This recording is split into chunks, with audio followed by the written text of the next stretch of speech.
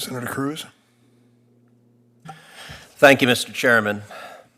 Just weeks before the election, the Biden administration is trying to ram through yet 6 more federal judges without adequate vetting from this committee. There are 6 witnesses on this committee. Each senator is given 5 minutes of questioning. That counts up to 50 seconds per judge. They're doing this because the record of these judges cannot withstand scrutiny. I'm going to limit my questioning just to a couple because that's exactly what the Democrats want, is no scrutiny of radical judicial nominees. I'm going to start with Judge Brindisi. Judge Brindisi, should biological men be able to expose themselves to unwilling women, including underage girls? Senator, that's not a view I share. So your answer is no? Senator, I want to be somewhat careful because there are a number of cases that are working. Is your answer yes? You said that's not a view you share. It's not. Then why, just a moment ago, Senator Blackburn was asking you about, as a congressman, you were a congressman from 2019 to 2021. That's correct. You were original co-sponsor of and you voted for an Orwellian-named extreme piece of Democrat legislation called the Equality Act. The Equality Act mandated that biological men could play in women's sports, could go to women's bathrooms, could go to women's locker room. The women were not asked. The women were not asked if biological men could go into their locker rooms and disrobe with them. You sponsored it and voted for it. You just said a minute ago you didn't agree with men exposing themselves to unwilling women. If you didn't agree with that, why did you sponsor and vote for legislation that would mandate that women be victimized like that? Senator, it's been a number of years since I sponsored that legislation, and I do understand that it's been 4 years. It's been 4 years. I understand, Senator. For the last 2 years, I have been serving. I'm not asking about the last 2 years. You were a member of Congress. You sponsored it and voted for it. Why did you believe women and girls don't have a right to be free from harassment, to be free from biological men disrobing in front of them without the women or girls having any right to say anything about it or to protest anything about it? Why did you vote for that? Senator, my recollection of the legislation is that it would prevent discrimination based on gender. Your recollection is contrary to the explicit text of the statute. Are you fond of ignoring the text of statutes? Senator, as a sitting judge now, and if I'm fortunate to be confirmed as a district court judge, I will follow statutory.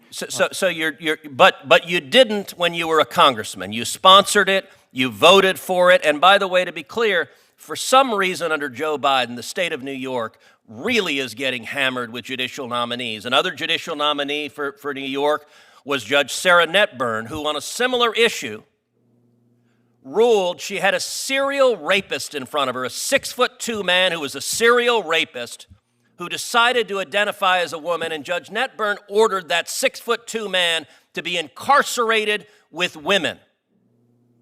Do you think the women in women's prisons have any right, and in particular a right not to be incarcerated, not to have a cellmate who is a 6'2" serial rapist? Senator, I can assure you, if I become a district court judge, that I will follow the... My question is, do those women have any rights not to be incarcerated with a 6'2" biologically male serial rapist? Senator, I think every person has the right to feel safe, and I can tell you... Then why did you sponsor and vote for legislation that did not protect that right and violated that right?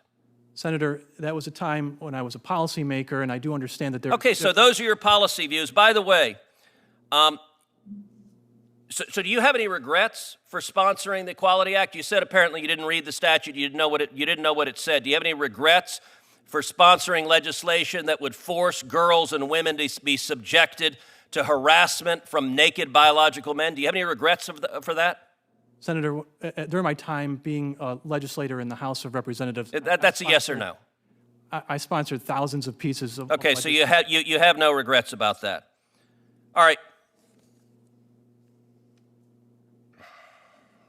In the remaining minute, I'm going to shift to Mr. Desai. Mr. Desai, you were general counsel to a major defense contractor.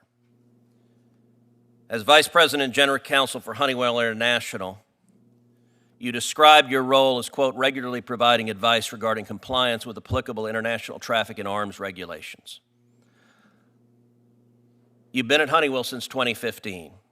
As you know, your employer faced significant and disturbing allegations of selling classified defense secrets to the People's Republic of China. Is that correct? Senator, Honeywell International entered into a consent agreement with the Department of State regarding... Is that a yes? Senator, Honeywell successfully completed its consent agreement in connection... Is that a yes? There were allegations that Honeywell sold military secrets to the People's Republic of China. Senator, I'm not aware of any allegations of Honeywell selling any secrets. In 28, oh, so they just gave, okay.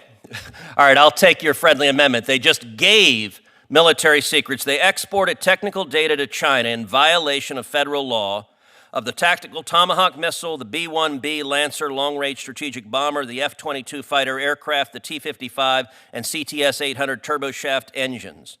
Sadly, this appeared to be a long practice at the company. The State Department stated that between 2011 and 2015, Honeywell also exported drawings of the F-35 Joint Strike Fighter, of the B-1B Lancer long-range strategic bomber, and multiple other military weapons. Do you think it is appropriate for a federal judge to have presided over federal compliance at a company giving military trade secrets to the People's Republic of China? Senator, at the time of the alleged exports, I was not responsible for that portion of the business. I was a litigation counsel in the business.